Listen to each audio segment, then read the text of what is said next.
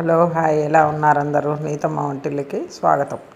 నేను ఈరోజు మజ్జిగ చారు ఎలా చేయాలో, మజ్జిగ పులుసు అంటారు కొద్దిమంది, ఎలా చేయాలో చూపించబోతున్నాను. దీనికి కావాల్సినవి బచ్చల కూర, పచ్చిమిరపకాయలు, అల్లం, సొరకాయ, బెండకాయ, టమాటా. మన ఇష్టం వచ్చి, కానీ ఇవి వేస్తే చాలా రుచిగా ఉంటాయి.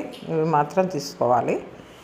నేను బచ్చల కూరకు తప్పకుండా వేస్తాను. బచ్చల కూరని తీసుకొని శుభ్రం చేసుకొని చక్కగా తరుక్కొని పెట్టుకొని, తర్వాత ఆ మజ్జిగని మంచిగా చిలికించి పెరుగుని దాంట్లో శనగపిండి వేసి, అల్లం, పచ్చిమిర్చి, కారం వేయాలి. తగినంత మీకు కారాన్ని తినేదాన్ని బట్టి వేసుకోవాలి.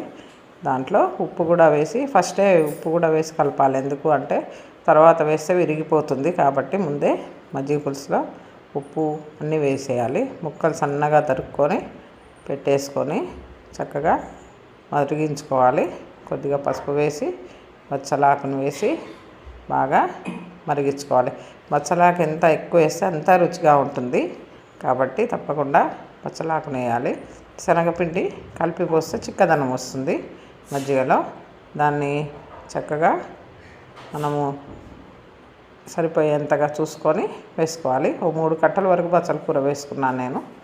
తర్వాత టమాటాలు, సొరకాయ కూడా తప్పకుండా వేయాలి. సొరకాయ, బెండకాయ దీంట్లో కావాల్సిన రుచికి సంబంధించినవి ఇవన్నీ వేసి బాగా మరిగించి, దాంట్లో కొంచెం నూనె పోసి తాలింపు చేసుకోవాలి. పోపు చేసుకొని దాంట్లో ఎండుమిరపకాయలు, ఆవాలు, మినప్పప్పు, జీలకర్ర, కొన్ని మెంతి గింజలు అన్నీ వేసి చక్కగా వేయించుకొని, ఇంగువ వేసి, కరివేపాకు అన్నీ వేసి కలుపుకోవాలి.